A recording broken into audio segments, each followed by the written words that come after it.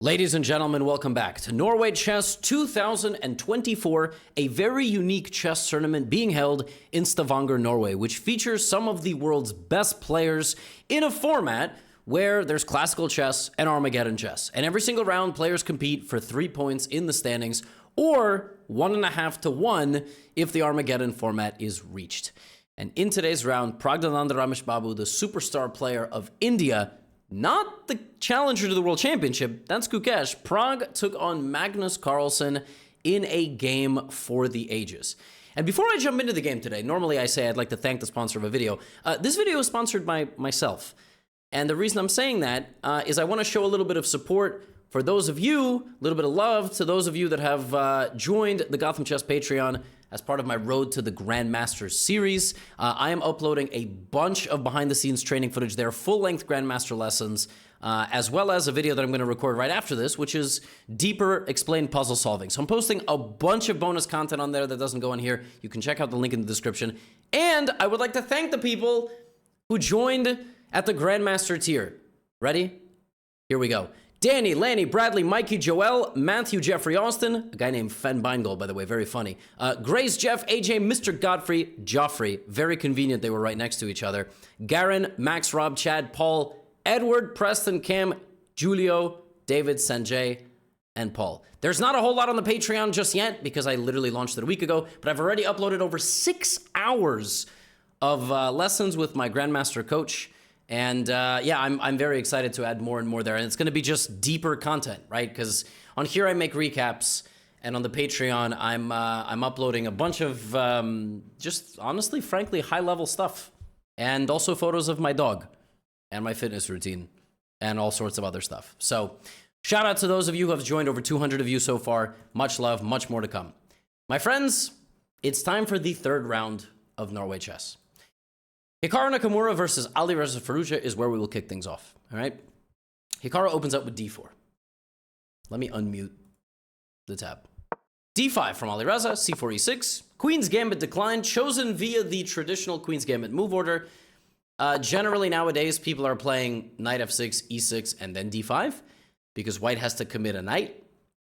Knight c3. And Alireza here, rather than playing knight f6, plays c5. c5 is a very confrontational move, and generally it is very, very forcing, and if white knows everything he's doing, he will get a microscopically better position. And the point is that you take on d5, and then black plays very actively behind his 2 pawns in the center. And generally, after this trade occurs, let's say cd4, knight d4, this is what we call an IQP, isolated, not to be confused with IQT, IM, thank you very much. But IQP, isolated queen's pawn, you block the square in front of it, trade some pieces like this, and then you win the pawn. But there's this line bishop c5, and nowadays this bishop c5 line has been popularized by none other than Daniil Dubov, very strong grandmaster, and black plays very aggressively, shoving the pawn directly forward in the center of the board. As you can see from the time management, this is not something Hikaru had anticipated when he sat down to play this game. Obviously, he wouldn't have been down 33 minutes on the clock.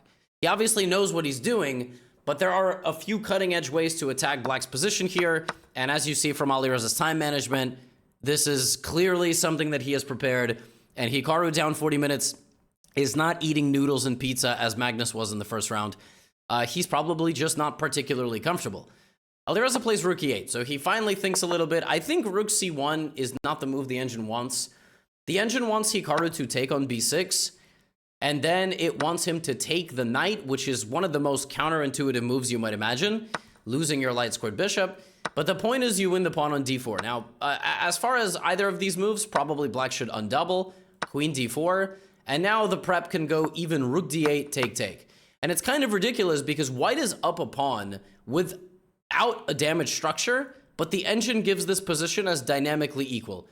Because, for example, a3, bishop e6, the knight needs to move somewhere. The only way it can move is here, and this is terrible for white. I mean, white has no advantage here whatsoever. So Hikaru tries to keep more tension, but the problem with keeping more tension in a position like this is black is going to be completely fine. In fact, if Alireza played h5 here, the engine really liked his position, trying to attack Hikaru on the same side. If Hikaru plays h4, the bishop will live on g4. You cannot really kick it out because d3 is a discovered attack, so you're going to lose. Alireza, though, just content with development, and as one generally does in a position like this, if white cannot get out of the opening with any sort of advantage, Hikaru did build up a very nice position, but very active, precise play, and pretty quickly we get piece trades, pretty quickly we get some morph trades, and literally the last like 5 moves of the game were just takes, and then takes, and then takes, and then takes, and then takes, and then takes, and then takes, and then takes. Players agree to a draw. Very good opening preparation from Firouzja. Very good. I mean, not much to say. Honestly, just a really, really nice job. And he gets black in the Armageddon, which is a pretty big advantage, but not always, right? Yesterday, Hikaru lost to Magnus in an Armageddon. Yesterday, Firouzja beat Fabiano in, once again, I'm not trying to insult anybody, but it was one of the dumbest games I've ever seen in my life. It was like -6. Firouzja had no moves. He won. That's what happens in Armageddon. Okay, so this time we play what's called a slow Slav, all right? And one that doesn't drive a Zhiguli or whatever those things are called. So bishop f5, e6, and it's called slow because white is not playing anything too active. Now you go after the bishop, and so far this position has been reached many, many times according to top-level theory. And now we have castles, and Alireza trying to create some problems for Hikaru. Again, friendly reminder, I was wrong about the time format. The players get 10 minutes versus 7. Black has draw odds, meaning black wins the game if it ends in a draw. However, on the 40th move, they gain an extra second of time. So it is an important distinction to make. Now, Alireza immediately attacks Hikaru. The reason Alireza is playing in such a provocative way is because he needs to catch up on time to Hikaru. He cannot be down this much time. So DC, bishop b5, and from the opening, it's just Hikaru a pawn up. Remember, Hikaru needs to play a couple of relatively straightforward moves, and he does. He is just up a pawn. You count the pawns, it's 5 for Hikaru, it's 4 for Alireza, and he's also up 2.5 minutes. Alireza goes here. Hikaru plays knight d5. I mean, it's just a really tough position. Bishop a3 is a nice move. Bishop b4 is a nicer move. Now there is no mate. You threaten to trade pieces. After bishop b4, knight b4, Alireza continues to try to attack, but he goes directly to an endgame. Alireza tries to be aggressive with bishop a3, and it lands him in a position where 2 of his major pieces are traded, and he's just much worse. He's just down a pawn. He's down 3 minutes. He continues to try to cause problems, but Hikaru is just too good. He is too good. He is too precise. b3, slowly improving. Alireza is just down 2.5 minutes. And from wire to wire in this Armageddon game, it was Hikaru Nakamura dominating. And he beats Alireza Firouzja, and he secures 1.5 points. The classical game did not go his way, but Armageddon is a tough beast. That's 6 wins in a row for white in the Armageddon. So, I mean, it really shouldn't have been that high because Firouzja was dead lost yesterday against Fabiano. But Hikaru does get this win, and he's now won 2 of his matchups in the Armageddon and against Fabiano and Alireza. Now, we're going to keep going. Then we're going to check in on Fabiano versus Ding. And obviously, we will end, as always, with our main event of the evening. So, Humpy Koneru and Lei Tingjie. This was one of the earlier games done. This was, by the way, another Tarash. May I remind you, we just had one of these. And in this game, Hikaru took, played knight f3, g3, bishop g2, and they played bishop c5. Let's see what happens in this one. Okay, early dc5. So Humpy does not play this. She does not allow herself to be taken. She plays this line where black gives up the bishop, but wins the knight, and basically has more activity. And as you're going to see from this game as well, and by the way, this is all theory. I promise. It looks really silly, but it's all been played before. You can tell because the players are not spending a huge amount of time. Now they're going to start spending more time, but yeah, not much is, we immediately are in an endgame, and we're now in a rook endgame, and this one goes on for a little while. Humpy does have an active rook, but so does Lei, and Lei just gives a million checks, and the game ends in a draw. Not much happened in this game. So again, it seems like the Tarash is a very reliable way to basically kill a game. Now, admittedly, you throw your ability to win the game out the window as well. You basically just want to hold with black. So now we go to Armageddon. And will Humpy make it 7 in a row for the white side? And this time she plays a sideline of a d4. That's how annoyed she was with Lei's repertoire. I mean, yo, h5 is crazy. That is a crazy move. The idea, by the way, is that if white goes bishop g3, g5 traps the bishop. You go here, you get this damage, and suddenly you're getting obliterated here. So H5 is a crazy move, and now Humpy plays this. You know it's a bad sign when you've spent a minute and a half on the fourth move. G5, look at this. She gets the bishop, but the structure is ruined. This is a perfect game for black in an Armageddon. Why? Because white is going to think a lot. Look at this. Look at what Humpy has to play. Knight f3 and rook g1. I mean, when you have to think on your own, it's a really bad thing. But Lei is also spending a lot of time. She's now only a minute away from her opponent, queen f6. All right, now both players dip into the 3 minutes, and as we've seen, Armageddon proves to be just ridiculous. So rook h3, rook h1, and Humpy's just going for the pawn.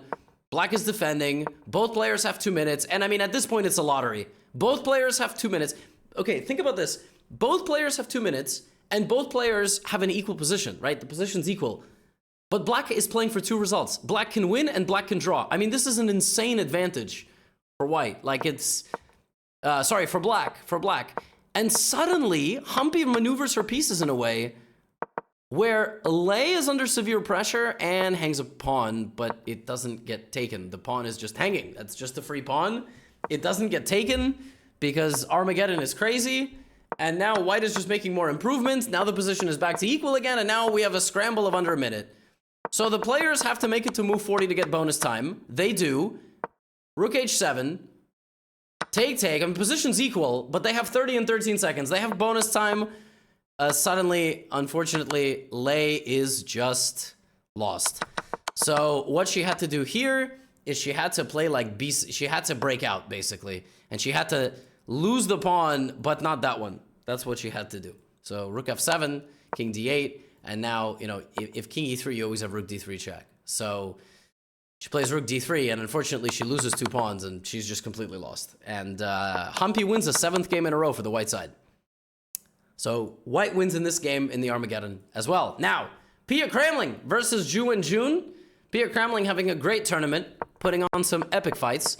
This one, bishop g5, this is just a relatively straightforward Queen's Gambit decline. Very classical opening. Bishop f6, rook c1. This has been played so many times. Pia is playing that very solid, true and tried repertoire. And I mean, just gets a very solid position and not much to say here. Rook d1, king f2, we have a trade. 2 things are hanging. Here's a nice way to guard them, because if you take on a2, I play rook a1, and then I take on a7, and yeah, we're just gonna have some trades. Rook a2, the knight is stuck, so it has to go here. Knight c4, and now we will make a draw. All right, rook a1, yes, Ju and June put a bit of pressure. Pia had to be quite careful here, making sure to make the right moves. If you go king g4, of course she takes you with check. King h4, now you can't take the knight, because rook takes knight. And very precise play from Pia, very well done. Rook f1, but nothing to choose between these 2 players as we go. And there was a moment here.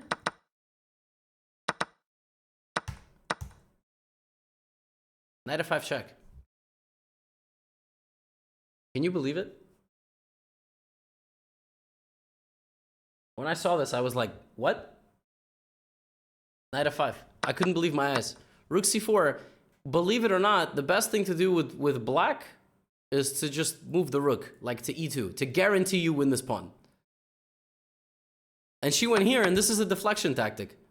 Knight f5 check. Deflects the king, and if takes, then this is protected. It's crazy. And now white is just winning. This is a winning endgame. Oh my god. I'm not even sure if Pia, like... somebody must have told her after. I don't think she realized it at the board, but maybe. So they gotta play Armageddon too. So now we have another Queen's Gambit decline, but this one Pia can't afford to draw. So this time she plays it slightly differently. She plays it in a very aggressive way. She plays Queen d2, Knight e4, which I've never seen in my life. Bishop c4, and she gets a slightly more imbalanced game. And Ju and June this time is just trying to trade all her pieces, and I mean, yeah, from the opening, black is just the pawn up. So Ju and June reacts to the aggression. And she is just cleanly up a pawn. White is not going to win this game. The streak is broken. Unless Ju and June, like, falls asleep for 4 minutes, she's very precise, very accurate, brings her pieces in, and cleans it up. And she's gonna get the job done. King e7. No more memes at the end, please, Ju and June. Oh my goodness, it's getting a little tense. Okay, and rook e1, and this is just a winning endgame. And even by the end of it, black had more time. And she just trades the pawns. She doesn't, remember, draw is a win. The players make a draw, and Ju ultimately wins. Pia, I don't think Pia gets very mad very often, but knight f5 check is a crazy deflection tactic. Right at the end, the players were headed for a draw for like 50 moves, and suddenly Ju wins the tiebreak. Now, Fabiano Caruana versus Ding Liren was a crazy game. In this game, Fabiano Caruana used candidates prep, and he played into something that Ding Liren basically pioneered. Ding Liren loves this line in the Italian, all right? He likes bishop c4, the two knights, bishop c5, and Fabi chose a slightly unorthodox move order. This is not really what people do. They kind of play c3, rook e1. Doesn't matter. It gets back to a mainline position very quickly with bishop e6, and there's this setup in the Italian where black plays a5 and bishop to e6, allows white to play bishop b5, and now, in anticipation of opening this position, black plays queen b8 and tries to put the queen over here, and tries to open up the b file. Ding has played this a lot. You look at the database, there's a lot of Ding Liren in there. And in this position, Fabiano plays candidates prep, rook e2. Preemptively protecting the pawn on f2, okay? From that idea. Ding plays queen a7 because it's kind of the idea anyway, right? And now Fabi uncorks the point. He takes on c6, and he doesn't allow black to play a4. See, if white just goes knight f1, black goes a4, black takes space, disallowing this side to come forward. Fabi plays a4 himself, and Ding spends 35 minutes. 35 minutes. Why? Because with black, you want to push the pawn, and you can't because your center is weak. So you put the knight back, you either play d5 or you play f5. And Fabiano said, literally yesterday, the day before this game was played, he was working with his coach, I believe it's Miguel Santos Ruiz, I believe that is his name, Miguel Santos. Let me just make sure that's accurate. I think that's who he was saying. But let me just double check this. Yes. Yes, Miguel Santos. Exactly right. In fact, they even kind of look similar. So he said, hey, he said, what about knight d7? He said, what about knight d7 and this kind? And so it's funny because they had prepared this idea for Ding Liren the day before. I mean, you talk about procrastinating for a study. Yeah, and Ding Liren ends up down so much time in the opening. He's down an hour on the clock, and white gets this nagging pressure. Black is fine according to the engine, but he's got to be accurate, and very quickly, Ding gets into a very unpleasant position, and you may be wondering, like, why is black not going c5? Because of ED, the counter shot. Ding plays queen b7, Fabi takes on d5 and just begins an attack. Just begins an attack on Ding with all this different stuff, like doubling and so on. And in the span of a few moves, Ding tries to create counterplay. The best move here for black is bishop h3. I'm sorry, but you're not finding that. I mean, that's a crazy move. The idea is simply to weaken the f3 square. That's it. And then knight e5, king g2, queen d7. Right? Oops, sorry. Excuse me. King f1, king g2. There was a discover check. Excuse me. King f1, queen d7, and apparently this position is equal for black, just down a full piece. Ding is a human, though, and within a few moves, he's under a massive attack. He cannot take the knight because of the pin.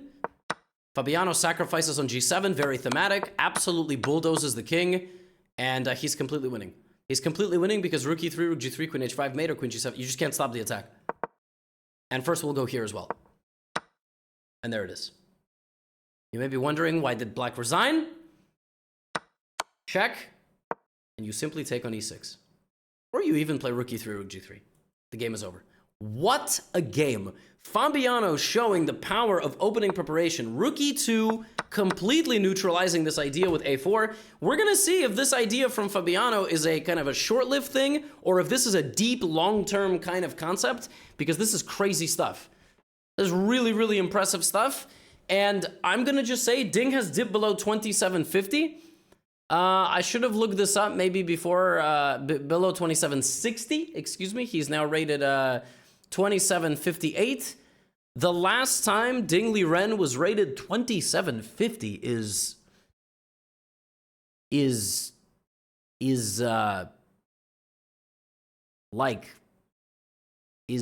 2017. It's been 7.5 years.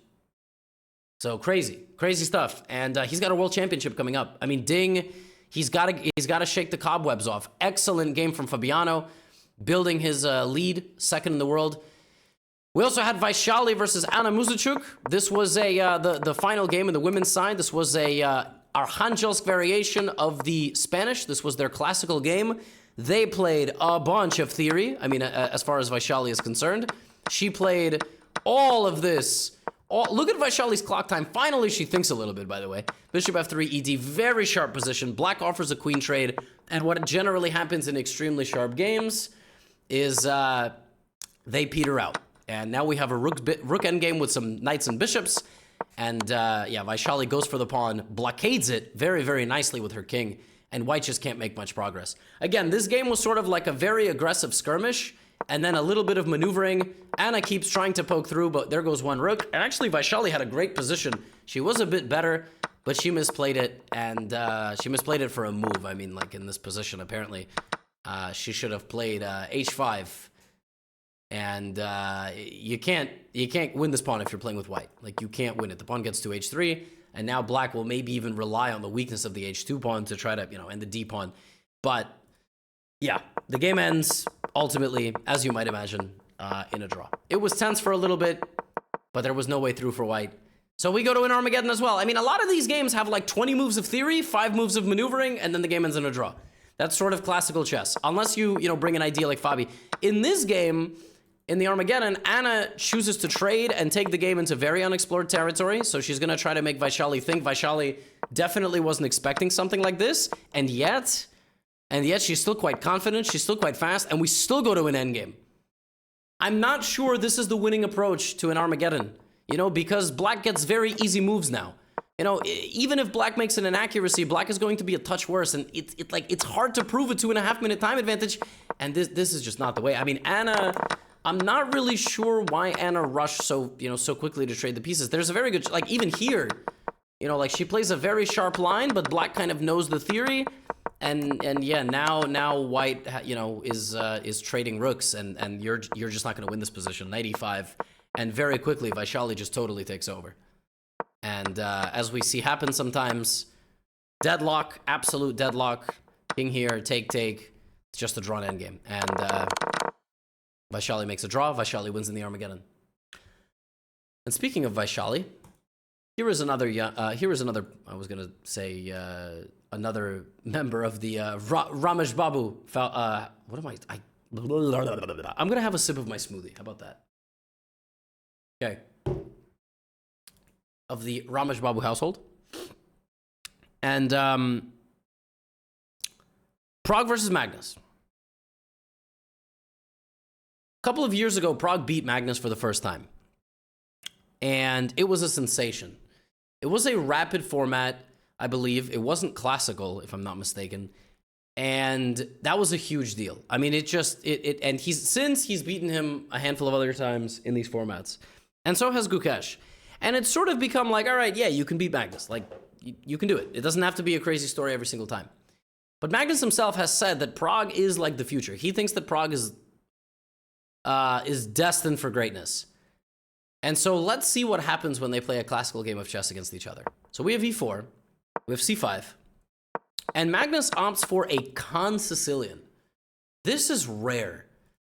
One of my favorite things to do is to go to chessgames.com, say player with black is Carlsen, and the opening is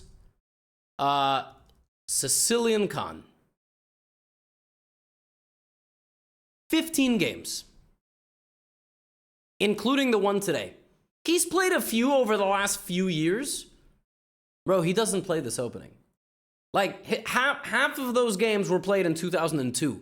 He doesn't play the Paulsen Con. But it's impossible to prep against Magnus because he knows every opening, right? The idea of the Paulsen Con is for black to play like b5, bishop b7, and so on. So we have bishop d3, okay? Bishop d3 is one of the moves. And now we have queen c7, which is one of the moves, right? We have queen c7. Notice Magnus thought for a while, that's because the move order queen c7 is not the most popular. Black likes to play bishop c5 here. It's the most common move. And then here, black likes to move the bishop back to one of those squares. Bishop d3 kind of is one of the main lines. It's one of the most challenging weapons. And Magnus doesn't play b5, but rather plays like this. He takes the 6th rank setup. He kind of takes the hedgehog, the spiky 6th rank setup. c4 is a nice idea, always a common idea in this opening. Knight c3, and now knight e5. You're gonna notice this move comes after 17 minutes of thought. This move comes after another 5. So knight e5, trying to get the bishop, trying to put pressure here, making it difficult for Pragg to play moves like this, because now b5, there's a hanging knight here, right? That's kind of where, like, Magnus has him exactly where he wants him. He's playing a young man who doesn't have, like, such a deep level of experience in this kind of 2-hour time control. He immediately has him out of his prep, and h3 is on the board. The other idea is to play f4 and basically just go for it. Pragg said he didn't like this very much because he wanted to be patient. He wanted to wait a little bit. He didn't like that sometimes the g4 square is weak, so he said, you know what, I'm going to play h3. And h3, at this point, Magnus went to the confessional booth and said he feels Pragg is being tentative. So he played b6, and he's trying to play bishop b7 and put pressure on the c4 pawn. Again, like I told you, 6th rank setup. It's called the hedgehog. It's a very interesting setup, very pokey setup. And now he's really baiting Pragg into this move f4. Pragg has all his pieces across the center. Knight d3, queen d3. And now black can play bishop e7, bishop d7, and short castle, as well as put the rook on c8. You can also put the bishop on b7. The bishop has to go here anyway, right? So this is clearly a very provocative setup from Magnus, who is baiting Pragg into playing f5. Because that's going to get a fight. That's going to get a fight going. If white waits, black plays rook c8, and then you cannot play b3 because of b5 again. I mean, you can. There's some, you might even have some sacrifices. But in general, you should probably play rook c1 because of queen c4. You have various tricks. Knight d5, e5, like white gets a very powerful initiative. So that's another way that the game can develop with rook c1. At that point, black will go here. And again, you can wait with white, but black will castle. And at that point, it's too late. At that point, it's... you waited too long, you don't have a breakthrough, and then black is going to start taking over. So, Pragg goes f5. Says, you know what, Magnus? I'm down 30 minutes, but you got what you asked for. You wanted a fight. Now, the only thing that the black can do here is to play e5. Only thing. Can't take. Can't ever take. Knight comes to f5, pressures everything. You're not going to get developed. You also cannot really ignore me, because if you go here... I build behind my pawn, and I'm just threatening to win. I mean, this is just this is over, like resigns. So f5, e5, and actually Magnus did play queen d7.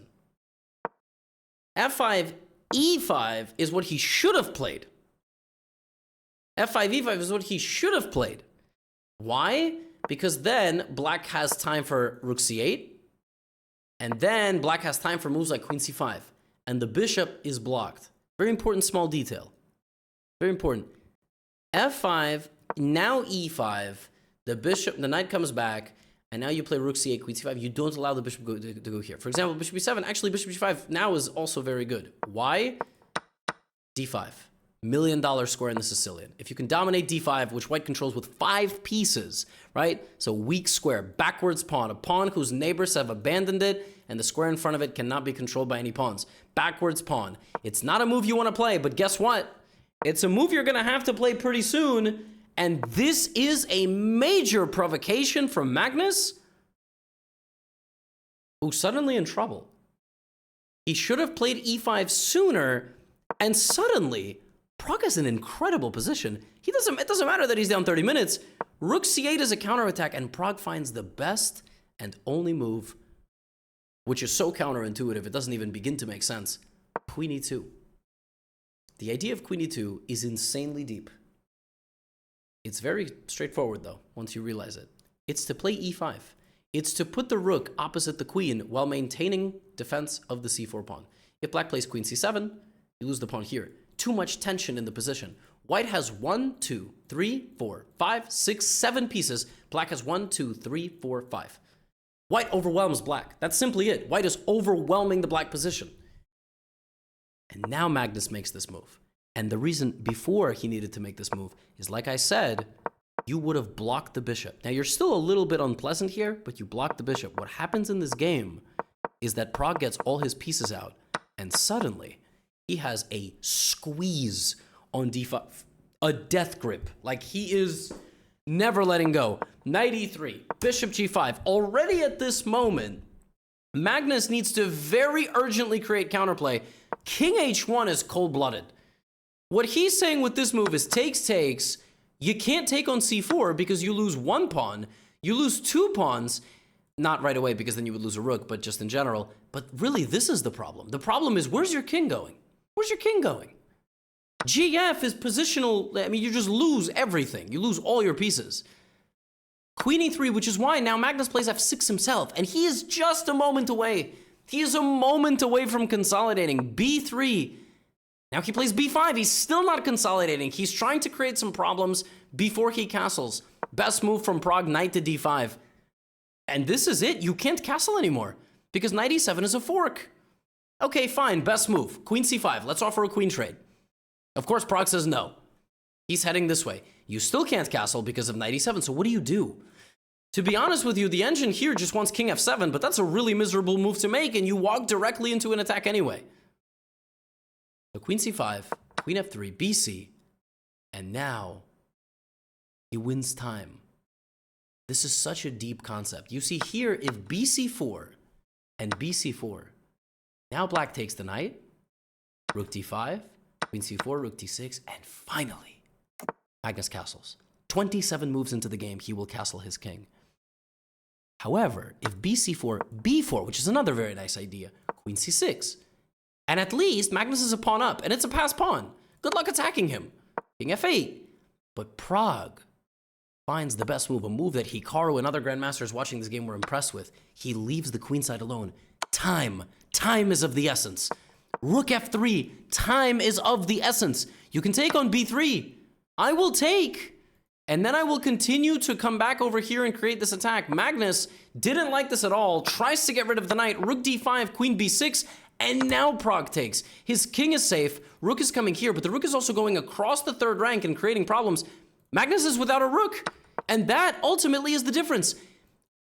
Pragg faked an attack. He feinted, right? He feinted the punch and immediately went to the other side of the board. And guess what happens, my friends? It's over. You are playing an endgame down a rook. And the one final dagger in this position is queen d1. And the plan is very simple. Here, resignation. Queen b1, rook b8, rook b7, resignation. You do have to be careful. It's never too late to blunder a perpetual check. Luckily, this is not, but queen d1, g6, queen b1. Black does not have time. He is butchered on the 7th and 8th ranks. King h, look at this move. No more checks. If you play any move like fe, queen f1, you can't stop mate. I mean, it's unbelievable. Praggnanandhaa Ramesh Babu. Fabiano Ramesh Babu. I mean, that's the kind of day we're having. I almost said it again. Praggnanandhaa Ramesh Babu just defeated Magnus Carlsen in a classical game of chess, the first of his career, I believe. I don't think I'm forgetting, but these guys play so many games against each other.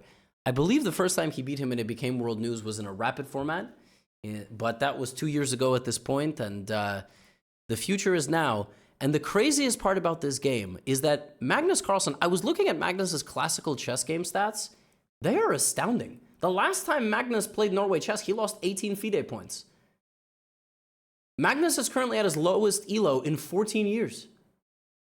And the young guys are coming. I mean, they are hungry, and they are not showing any signs of stopping. And these are your standings. On the women's side, Vaishali, the sister, is winning the tournament. And the two Chinese women behind her. And look at this. Pragg is winning on the other side. Incredible stuff. Absolute scenes. Incredible, incredible stuff. My friends, thank you so much for watching the third recap. I can't believe it. Pragg just beat Magnus in a masterclass of a game. What a game. I mean, just simply what a game. And yeah, thank you so much for those of you supporting the Patreon. I will now record some more stuff, some puzzle stuff for the Patreon. And those of you that already are subscribed there, you should be sure to check it out. So I'll see you for round number 4. Get out of here.